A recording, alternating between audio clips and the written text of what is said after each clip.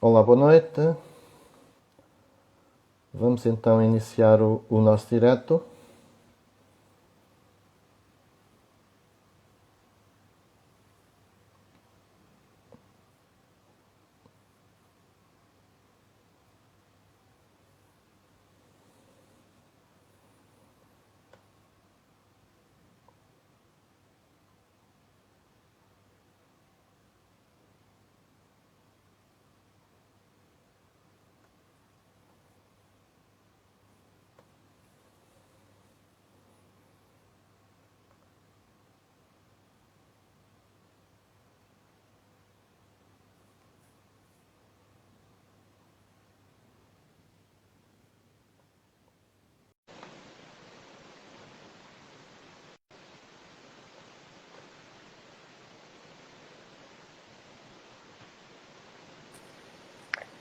Muito boa noite. Olá, Boa boa noite. noite. Olá a todos. Bem, conseguem todos ouvir, certo? Sim, sim. E mim? Vamos só, Tudo bem? vamos só esperar. Sim, está tudo. Vamos só esperar mais 2 minutos para ver se a malta entra. Para ver se isto vai ganhando gente. E depois, então,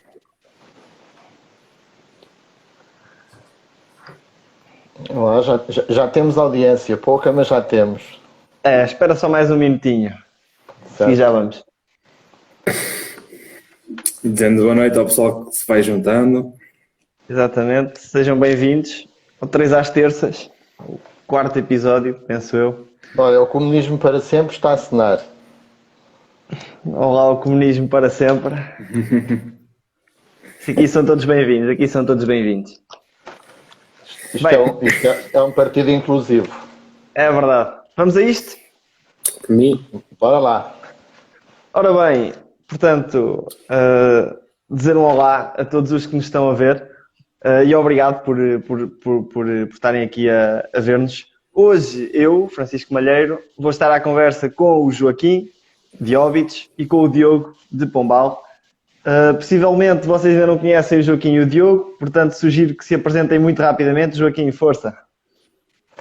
Então, eu chamo-me Joaquim Leitão, tenho 50 anos e atualmente resido em Óbidos. Juntei-me recentemente à Iniciativa Liberal por ser liberal desde que me conheço.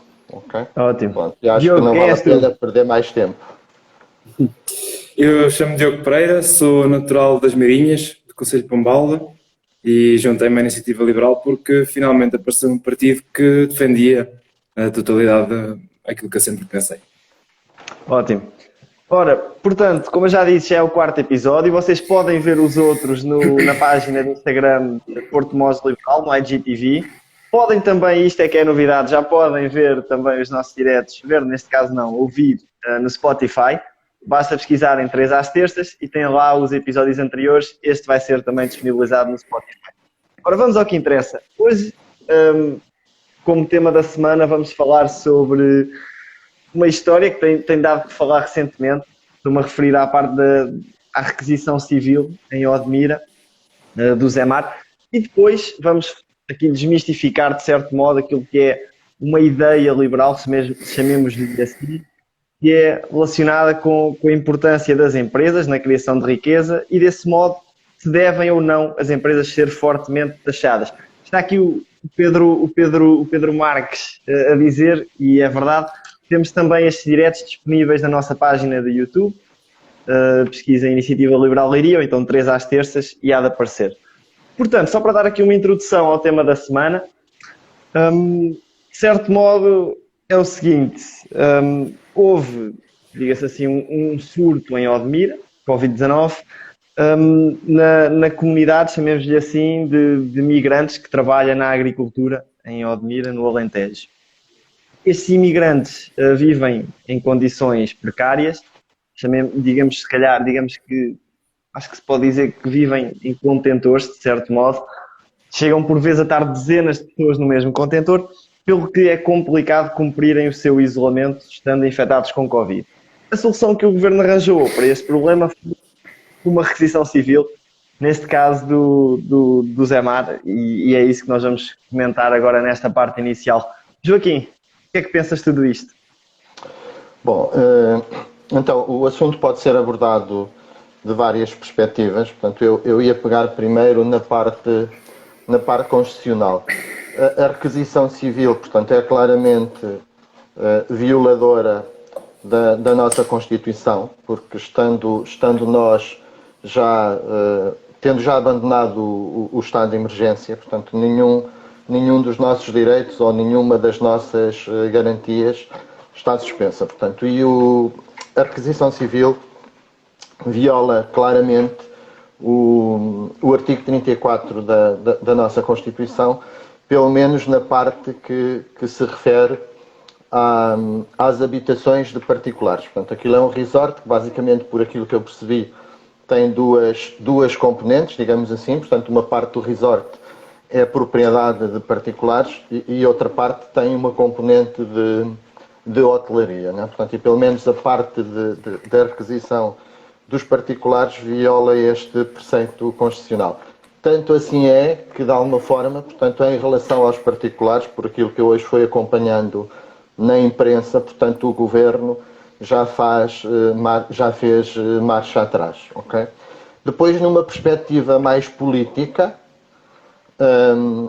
a requisição, portanto, mostra aqui um certo desnorte do Governo, mostra aqui também uma completa incompetência. Portanto, claramente o Governo não fez o trabalho de casa, porque se o tivesse feito não havia agora a necessidade de andar para trás.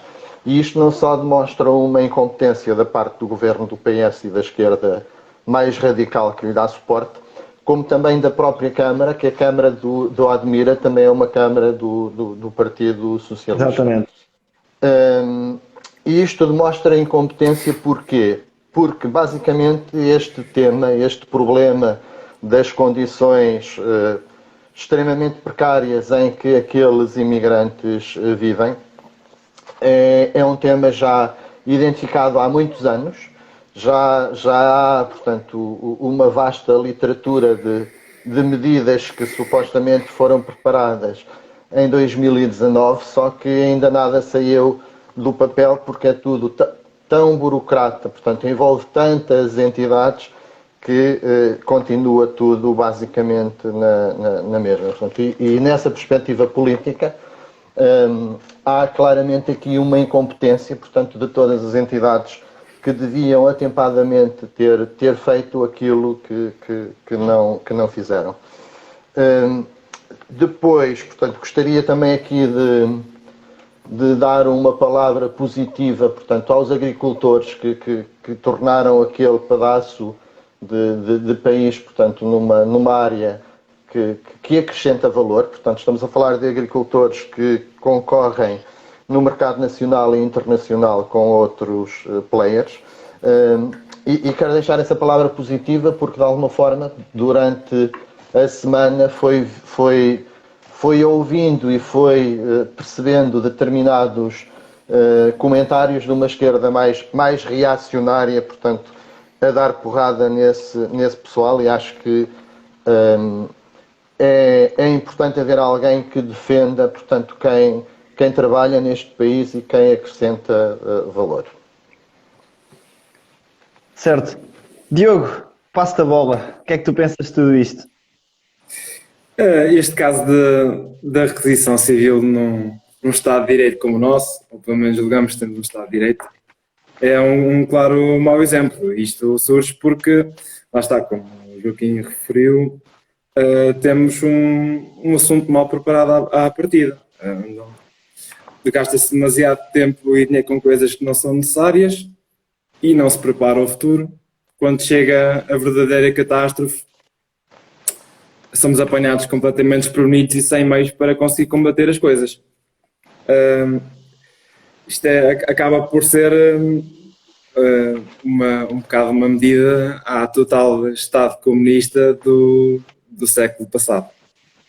Quase que fez lembrar, quando eu vi esta notícia, quase que fez lembrar um remake de uma notícia do Stalin, uma coisa do género. O Estado, em vez de andar, repetindo, o Estado, em vez de andar neste tempo todo a fazer o seu papel, que é a verdadeira instituição que devia fiscalizar as entidades e as pessoas e ver se está tudo bem, não fez. E pronto, esta medida acaba por ser um bocado descabida. Vamos já à parte das pessoas que estão ali.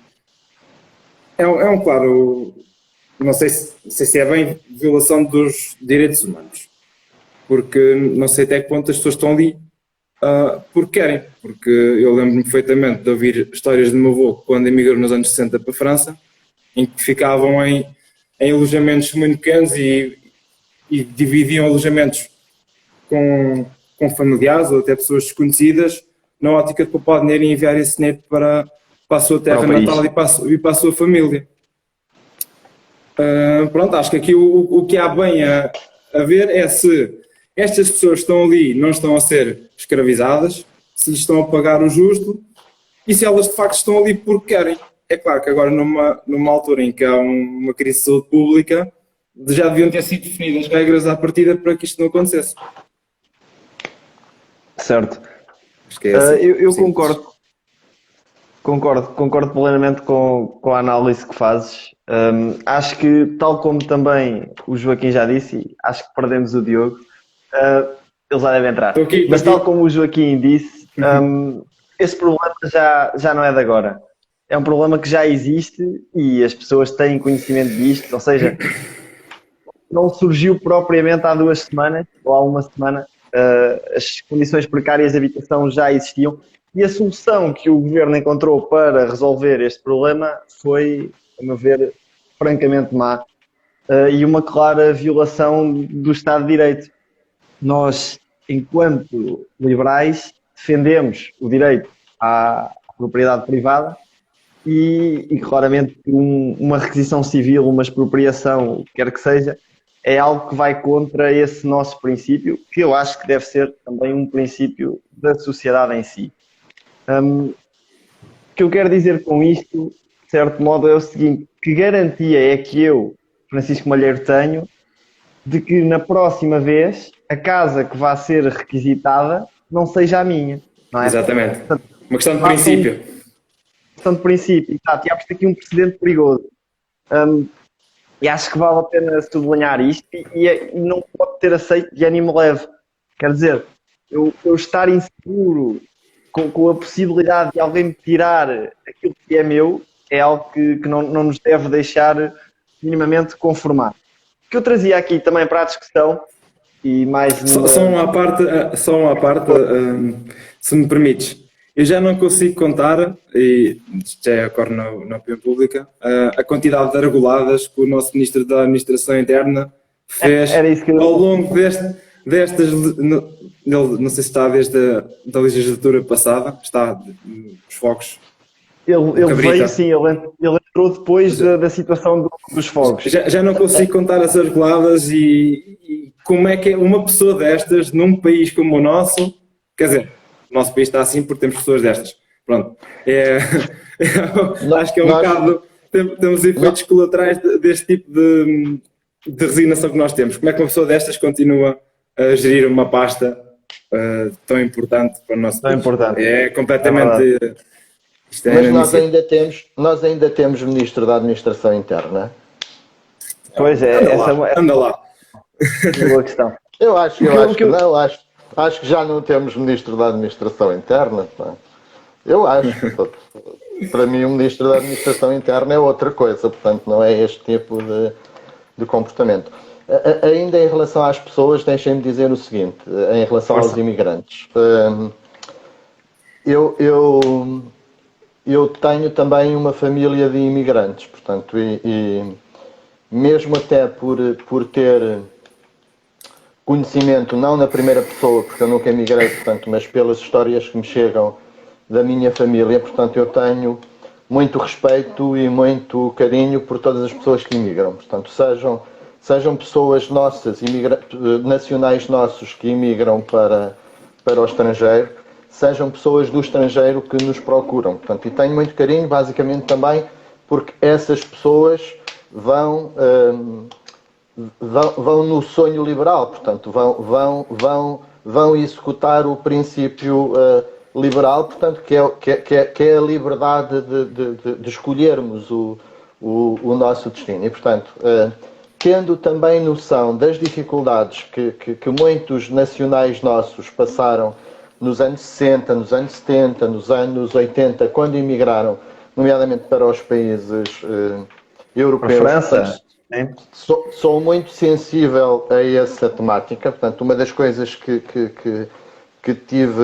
li e que ouvi nos mídia foi que haverá redes de tráfico de pessoas e pessoas de alguma forma escravizadas.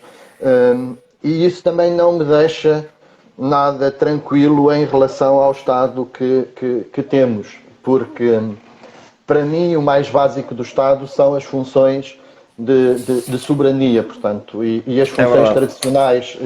E quando o Estado falha, portanto, porque não procura os criminosos e não os leva à barra da justiça, portanto, acho que isso também não me deixa dormir tão tranquilo quanto desejável. Portanto, basicamente, em relação às pessoas, gostava de dar essa nota. E tocaste aí num ponto muito interessante, que eu por acaso ia também tocar agora, então se me permites, que é na parte da imigração.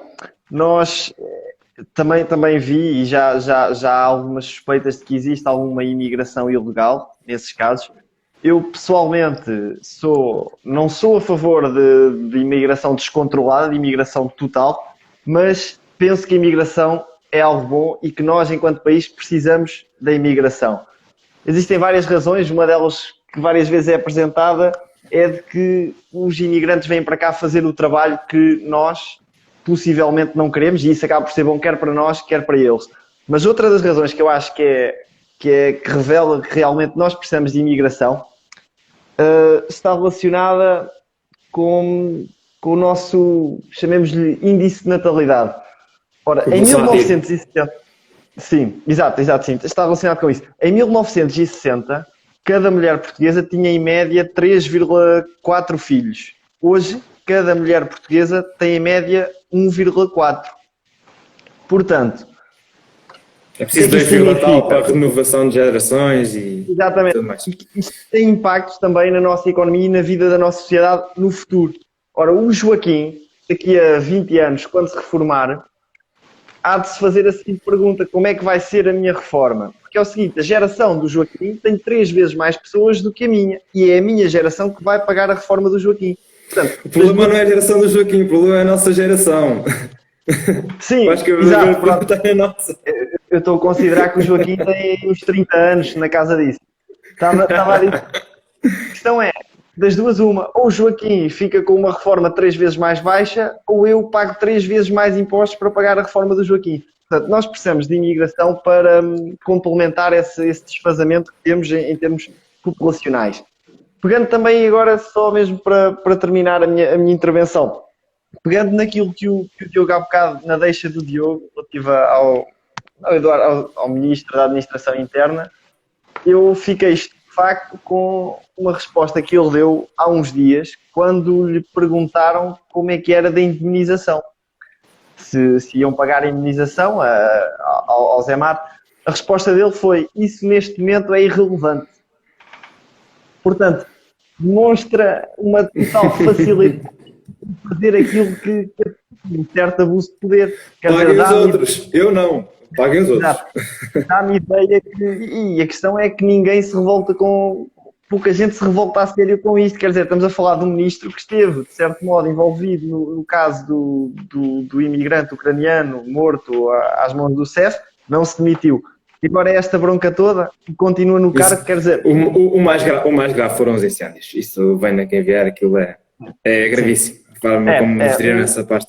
Mas isto para dizer o quê? Parece-me que o governo do PS atingiu a impunidade de grupo antes de Portugal atingir a imunidade de grupo. Isto é de certo modo preocupante. Bem, eu continuo a achar que nós não temos Ministro da Administração Interna. Estou a ser repetitivo. É uma posição válida. É uma posição válida. Ministro da Administração Interna procura-se. Um bom anúncio. Mas olha, eu acho que antes da impunidade de grupo, portanto, atingiu a incompetência de grupo. E como é um grupo muito grande, a incompetência, portanto, é exponencial. Estou de acordo, estou de acordo. Bem, quanto a este tema, acho que já tivemos aqui uma conversa interessante. Não sei se algum de vocês quer acrescentar mais qualquer coisa, ou se para mim. passamos ao próximo. Joaquim, Posso? seguimos? É? Pronto. Seguimos. Portanto, e este tema, se calhar, somos capazes de nos alongar um bocadinho mais do que o primeiro.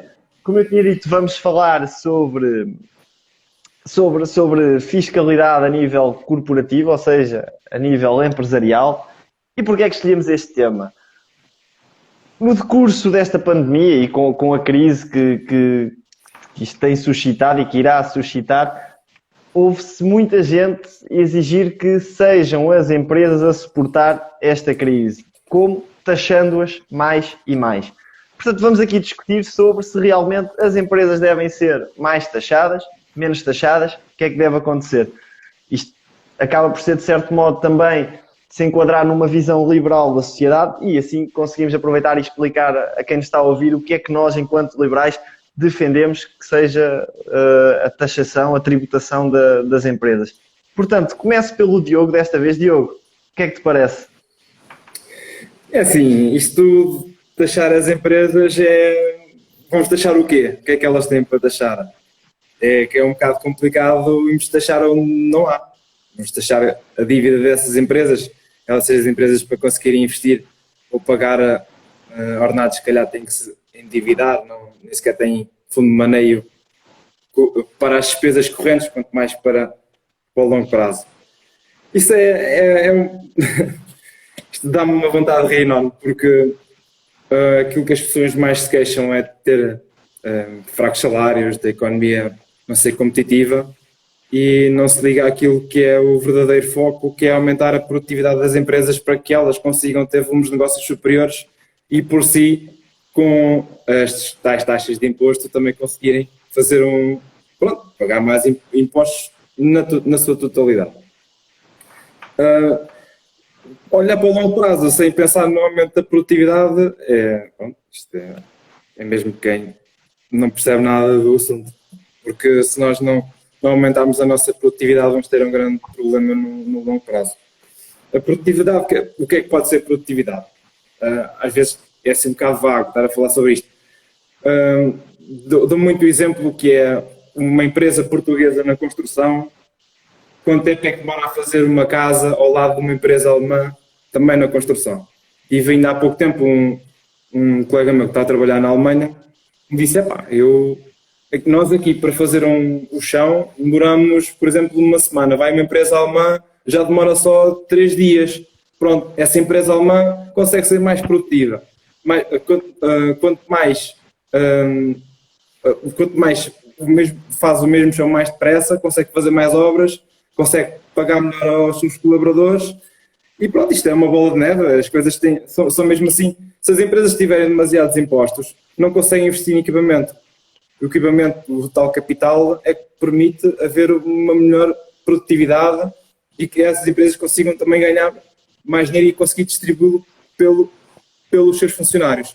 Há ainda outra coisa que eu gostava de tocar, que é, numa economia em que tenha demasiados impostos sobre as empresas, não é uma economia competitiva. Não sendo uma economia competitiva, não cria oportunidades suficientes para o meio da população. O meio da população, pronto, como procura, acaba por emigrar. E nós estamos sempre sujeitos a este tipo de coisas. Exatamente.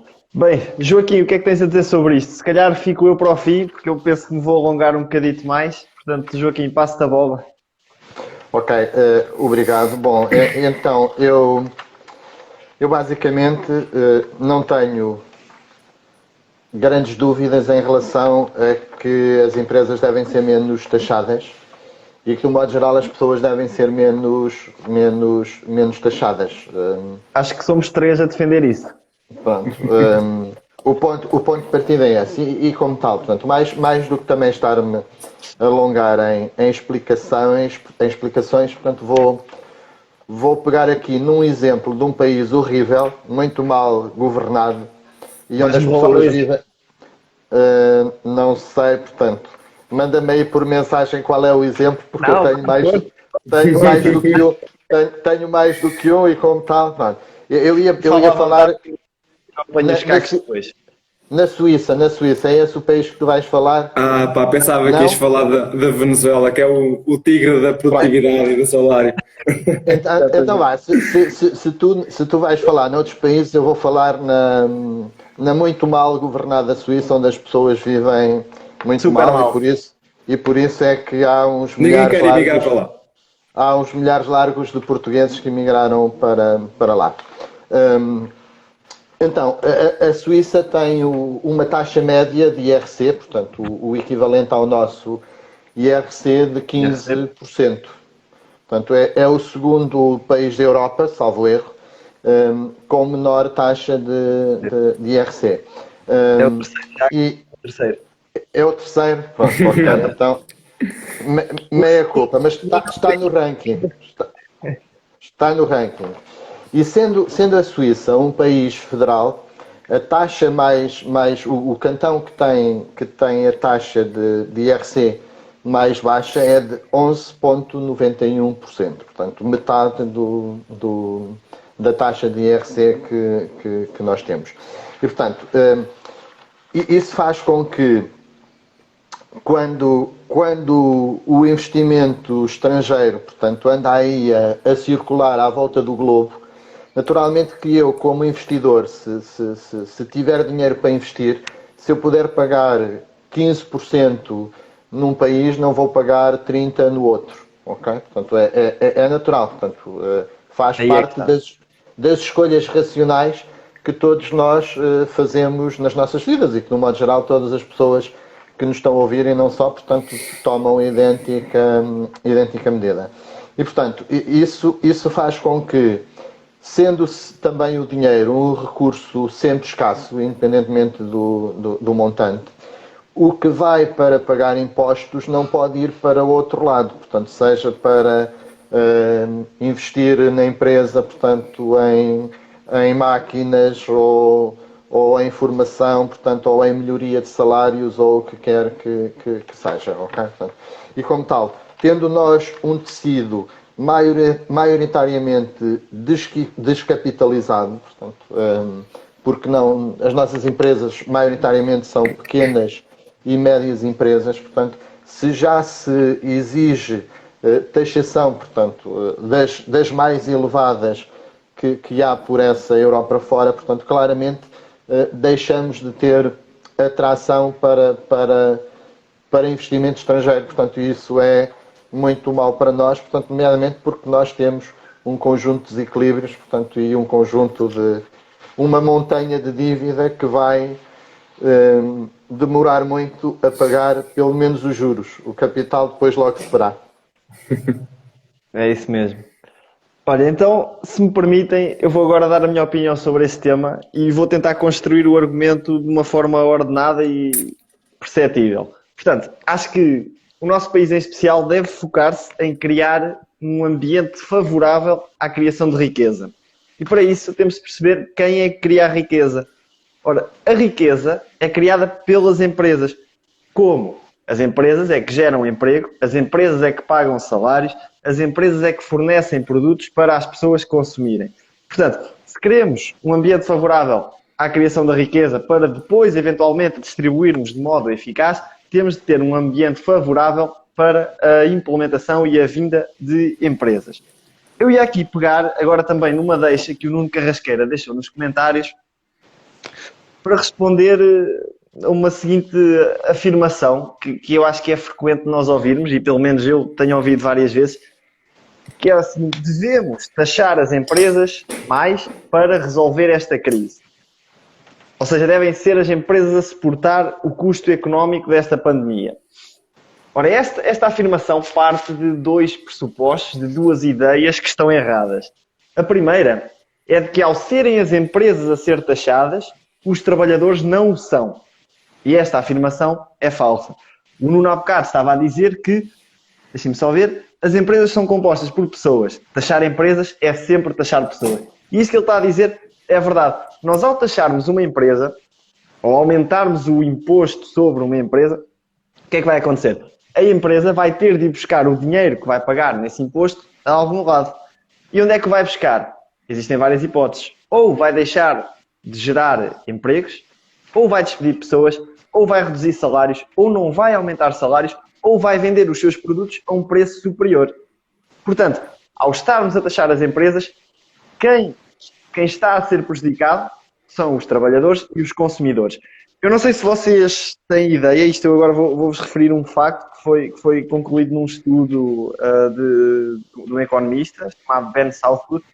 A cada 100 euros que uma empresa paga de imposto, vocês fazem ideia de quantos é que são suportados pelo trabalhador? Ou seja, se uma empresa paga 100 euros, quanto é que os trabalhadores suportam? Não tenho. Deduzo que seja uma coisa. Dos trabalhadores em si que trabalham nessa empresa. Sim. Aí por aí veria se a empresa optasse por reduzir salários ou despedir. É isso. Era por aí. Em média, a cada 100 euros que uma empresa paga de imposto, 57 desses estão suportados pelos trabalhadores. Ou seja, são 57 euros que eu não vou receber de aumento ou 57 euros que me vão tirar do salário. Portanto, taxar empresas é taxar pessoas. Esse é o primeiro ponto. A segunda premissa falsa, que parte a ideia de que as empresas devem lidar sozinhas com esta crise e devem ser elas a pagar a crise, é a ideia de que nós, ao taxarmos empresas em Portugal, estamos a taxar os ricos. E isto é mentira. Porquê? Pois é. Escolhi aqui alguns dados.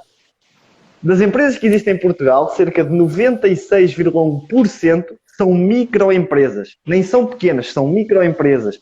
3,3% são pequenas empresas. 0,5% são médias empresas e apenas 0,1% são grandes empresas. Ora, 0,1% são cerca de 870 empresas grandes em Portugal. E existe, parece-me que, portanto, ao estarmos a taxar empresas, não estamos a taxar ricos. Estamos Algumas são públicas que têm um buraco enorme. E o que é grande, Fácil. e as empresas que são grandes em Portugal são médias ou pequenas no contexto europeu, portanto, e são micro Certo. ou anões à escala mundial. Não é? Portanto, há também essa questão. Portanto, o nosso foco deve ser em fazer com que as empresas pequenas se consigam tornar médias, que as médias se consigam tornar grandes. Nós aqui dá-me ideia que em Portugal temos um certo preconceito para com as grandes empresas, mas isso é totalmente infundado. São as grandes empresas que pagam os melhores salários, são as grandes empresas que dão melhores condições aos trabalhadores, são as grandes empresas que fornecem serviços a preços mais baratos e é nas grandes empresas que existe a menor disparidade salarial entre homens e mulheres. Portanto, o foco deve ser em criar médias e grandes empresas e não em impedir que estas cresçam. E agora, referir-me... Sim, força. Claramente, em Portugal, não sei se existe esse preconceito. Agora, que a esquerda e a extrema-esquerda têm um preconceito brutal em relação ao lucro e em relação ao mundo empresarial, que esse preconceito tem sido muito lesivo para o país, portanto, e que tem dado um grande contributo para estarmos na situação em que estamos, isso acho que não há dúvida nenhuma, portanto, e acho que é urgente também alterar essa cultura, esse ambiente cultural adverso, portanto, quer em relação às empresas, quer em relação ao lucro, porque o lucro é também fundamental para a geração de capital, portanto, se não houver lucro, portanto, não há dinheiro para investir, né? Portanto, é um bocadinho também por aí. Eu ia só dizer aqui uma coisa que eu tinha aqui até uma nota sobre isto, que era a criação de empresas, mas se não houver o tal ambiente favorável, essas pequenas empresas nunca serão grandes, vão ficar sempre condenadas a serem pequenas, se não conseguirem ter um ambiente em que elas se consigam desenvolver. Exatamente. Portanto, o foco deve ser utilizar as empresas como motor do crescimento económico. E como é que isso se faz? Ora, existem alguns países que têm feito isso e que têm feito isso extremamente bem. Eu vou dar aqui o exemplo da Irlanda, que é um país com o qual nos gosto sempre de comparar. Ora, Portugal é o segundo país da OCDE com a maior taxa de IRC sobre as empresas, incluindo as derramas municipais, derramas estaduais. É o segundo com a maior taxa. Pelo menos era em 2018, foi quando eu obtive estes dados. Até os países nórdicos, que são conhecidos por terem um Estado social grande, o valor que eles aplicam de IRC às empresas, o equivalente ao IRC, é menor que a média da OCDE. Portanto, eles próprios reconheceram que se querem sustentar um Estado social grande, é preciso gerar riqueza. Como é que se gera essa riqueza? Através das empresas. É preciso atraí-las. E agora fazendo a comparação com a Irlanda. A Irlanda, há cerca de 30 anos, era um país, em termos económicos, semelhante ao nosso. O nosso PIB per capita era praticamente igual ao da Irlanda. Para ter uma ideia, hoje, o PIB per capita da Irlanda é o segundo maior da Europa. A Irlanda é o país europeu com o maior crescimento económico ano após ano. A dívida pública da Irlanda é cerca de 60% do seu PIB. A nossa dívida pública é cerca de 133% do nosso PIB. Na Irlanda, o salário mínimo são 1.600 euros. Portanto, uma conclusão que se tira logo daqui é mais vale ser um pobre na Irlanda do que uma pessoa de classe média alta em Portugal. Mas não e era agora aí vem aqui os iluminados. Paraíso fiscal, tem um PIB muito superior porque tem lá as sedes das empresas e tu tiras essa Exatamente. parte das sedes do imposto retido ou do capital que influencia o PIB e continua, que é o PNB, se não me engano. Acho que tenho uma barbaridade. Produto Nacional Bruto, e continua a ser muito superior ao nosso PIB português. É verdade. A questão que eu queria chegar é, como é que a Irlanda, que há 30 anos estava ao mesmo nível que nós, hoje está muito melhor do que nós? A questão é simples. A Irlanda reconheceu que era preciso atrair investimento, que era preciso favorecer a criação de empresas, e o que é que fez? Aplicou a segunda menor taxa sobre as empresas da OCDE. Portanto, temos Portugal com a segunda maior e a Irlanda com a segunda menor. A diferença dos resultados está claramente à vista. Já agora, só também para dar aqui uma nota, que eu acho que é sempre bom desmistificar isto. Mas a maioria das pessoas tem sempre a ideia de que com menos impostos é impossível sustentar um Estado social, ou seja, como é que pagamos a saúde, como é que pagamos a educação. Então, quer dizer, se a Irlanda cobra menos impostos, se a Irlanda seguiu políticas claramente liberais, seria expectável que o investimento público da Irlanda fosse inferior ao nosso. Sabem uma coisa? Não é. A despesa pública da Irlanda é praticamente igual à nossa. No entanto, existe uma diferença. É que a Irlanda tem metade da nossa população. Portanto, por pessoa, a despesa pública da Irlanda é o dobro da nossa. Ou seja, os irlandeses pagam metade dos nossos impostos e o investimento público por pessoa na Irlanda é o dobro do nosso. E aqui é que está a questão. Isto tem tudo a ver com criar riqueza, gerar riqueza e depois distribuí-la do modo mais eficaz possível. Portanto, a ideia de que o liberalismo é incompatível com Estado social, chamemos-lhe assim, é totalmente falso. Não é incompatível. O liberal quer é que exista Estado, que o Estado seja forte onde deve estar, mas não é em cima de todas as pessoas. É nas áreas onde deve atuar. E temos de nos focar, como é lógico, em criar riqueza. Eu não sei se algum de vocês quer comentar isto que eu disse. Eu tenho pelo menos só mais um ponto que gostaria de abordar aqui, mas se quiserem eu gostava de dizer que em relação à parte social, se as pessoas já estiverem uma casa bem governada e com condições suficientes, já nem sequer precisam de recorrer tanto a esse Estado social. É verdade. O que tu referiste é relativamente fácil de perceber, porque o que acontece é que como a base é muito maior, porque o nível de riqueza produzido é muito maior, portanto, ficando o Estado com uma percentagem menor, naturalmente que uma percentagem menor de uma base muito maior do que a nossa, portanto, acaba por gerar um encaixe muito maior de receita. Portanto, é essa a lógica. Por isso, não é incompatível, portanto, tudo isso tem a ver com o nível de riqueza que se cria ou não se cria. E, portanto, sempre que o Estado vai, seja aos particulares, seja às empresas, buscar dinheiro, esse dinheiro não pode ser canalizado para a economia, portanto, não se reproduz, digamos assim. Não é? Portanto, Exatamente. A situação é um bocadinho essa.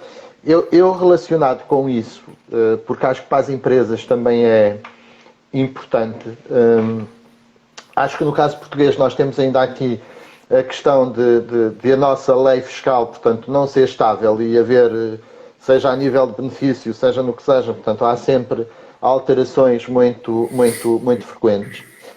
O excesso de burocracia, portanto, também em nada contribui, em nada ajuda. Portanto, o nosso primeiro tema também é muito prejudicado pelo excesso de burocracia que existe entre as várias entidades envolvidas, e para as empresas o excesso de burocracia é um custo adicional de contexto, portanto, e nós também temos que fazer caminho no sentido de tornar tudo mais fácil e menos burocrático. E para as E só os grandes aqui, players, desculpa te interromper, só os grandes players é que conseguem beneficiar com essa burocracia, porque têm estrutura para conseguir suportar isso e conseguirem andar à volta dessas questões. Bom ponto. Não é que beneficiem, são os que conseguem lidar com. Melhor. E que lidam com isso. Eles Porque a é como um estrutura- peixe na água, eles sentem-se bem, têm grandes capacidades para estar de volta disso. Certo, mas a estrutura que está a tratar disso deixa de tratar de outras coisas que poderia tratar se não houvesse tanta burocracia, mesmo para os grandes. Exatamente. Eu acho que a burocracia não beneficia ninguém. E para as empresas ainda temos aqui, associado à questão da fiscalidade, um outro tópico que é extremamente relevante também e difícil de resolver, que é a lentidão da nossa justiça. Portanto, não é só a carga fiscal que é grande, qualquer investidor pensa assim, ok, então eu se tiver um conflito com o Estado, por exemplo, que me está a cobrar mais do que eu acho que deve cobrar, portanto, isso com os grandes contribuintes, por vezes acontecem situações desse tipo, quanto tempo é que eu demoro a resolver? E quando se vê que é 5 anos, 10 anos, 20 anos, portanto, naturalmente esquece. Não é atrativo. Não é atrativo. Não é atrativo e não ajuda. A parte da burocracia, eu só não queria dizer que os grandes ficam beneficiados. Claro que ninguém beneficia com isto, mas os grandes, se já estão implementados no mercado e há uma grande burocracia, lidam melhor com isso, e há uma grande burocracia, a nova entrada de concorrência, esses players ficam sempre beneficiados com isso em detrimento de outras empresas que tentam ir competir contra eles. E só uma ressalva em relação à despesa pública, estavas a dizer. Aposto que na Irlanda a despesa pública é muito mais bem emprego do que cá em Portugal. Ou seja, a eficiência de cada euro gasto, e isso faz toda a diferença. Isso faz toda a diferença, é verdade. A última nota que eu queria deixar sobre este ponto é a seguinte, e penso que é bastante relevante. Ouvimos muito falar, pelo menos eu ouço, pessoas que dizem, bem, se estamos na União Europeia, então a União Europeia, todos os países da União Europeia devem ter regras iguais quanto à taxação, chamemos assim, das empresas. Ou seja, todos os países devem cobrar o mesmo imposto às empresas, porque vivemos numa União Europeia. Quanto a isso, o que eu gostava de dizer é, isso parece-me uma ideia fantástica. Se nós fôssemos a Alemanha, ou a França, ou um país desses poderosos. Porquê? Se eu quero abrir uma empresa num país, e se o valor que eu vou pagar de imposto é igual em Portugal, na Alemanha, eu vou escolher abrir a empresa no país mais desenvolvido. Vou escolher abrir a empresa na Alemanha. Porquê? Tem melhores infraestruturas. A população da Alemanha tem maior poder de compra. Logo, eu tenho maior potencial para ganhar dinheiro. Ok? Portanto, ao estarmos a criar uma espécie de imposto único e igual em todos os países da Europa, estamos a aumentar o fosso entre os países grandes e os países mais pequenos, menos desenvolvidos. Porque os países menos desenvolvidos vão deixar de ter mecanismos que lhes permitam chegar onde estão os países desenvolvidos. E aqui é que está a questão. é que tiramos toda a liberdade. Vais ter quando ficares extremamente pobre e começares a ter uma mão de obra super barata para eles virem para cá, fazem-te uma machine. Pois é. Só aí. Mas é algo que só prejudica os países mais pequenos. Francisco, essa ideia é um completo disparate, para não lhe chamar uma coisa pior, não é? Portanto, porque, Exato. repara, se alguém conseguir que nós tenhamos na Europa todos o mesmo salário, eu não me importo que paguemos todos o mesmo tipo de impostos. Se tivermos em toda a Europa os mesmos custos de habitação, o que quer que seja, portanto, é justíssimo que tenhamos então os mesmos salários e paguemos todos os mesmos impostos. Como todos nós sabemos, isto economicamente não é viável, porque a economia não funciona por decreto, não é? Portanto, aliás, sempre que se tentou que funcionasse por decreto, correu muito mal, não é? Portanto, os nossos amigos comunistas, portanto, deram-se muito mal com essas experiências, portanto, que foram nefastas para os países que estiveram sujeitos a esse julgo. E como tal, essa ideia, portanto, é um disparate completo, que não tem pés nem cabeça, portanto, e pronto, vem normalmente daquela área política que gosta de dizer assim umas coisas. De controlar. É verdade. Temos que ir buscar dinheiro onde o há, portanto, é mais ou menos, portanto, um disparate da mesma natureza, não é? Portanto, agora, o que poderia haver a nível da Europa era os Estados entenderem-se para um valor mínimo, que pode ser perfeitamente o da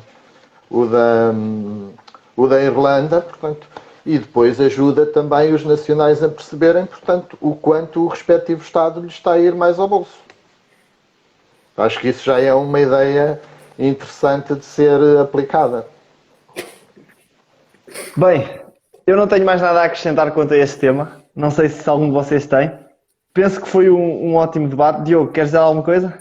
Não, está tudo. Há aqui muita coisa para dizer, só que senão alongamos muito. Exatamente. Hão de haver próximas oportunidades para discutirmos temas semelhantes a este. Acho que foi aqui uma conversa interessante e acho que estivemos bem. Foi um gosto estar aqui a falar com vocês e espero que em breve que possamos repetir. Só deixar a seguinte nota. Este episódio vai estar, como já disse, na página de Porto Mós Liberal no IGTV. Vão lá ver. Nós depois iremos partilhar também com as páginas dos nossos respectivos núcleos. Vai estar também disponível no Spotify, em áudio. Portanto, convido a todos a reverem, se quiserem, a partilharem com os vossos conhecidos e espero que tenham gostado e para a semana cá estaremos, possivelmente com pessoas diferentes, ou então os mesmos, não sei. Gostei muito de falar convosco. Também foi um gosto. Obrigado, Francisco. Igualmente, foi um gosto. Boa noite. Semana e boa noite. Um abraço, boa noite. Guarda o vídeo.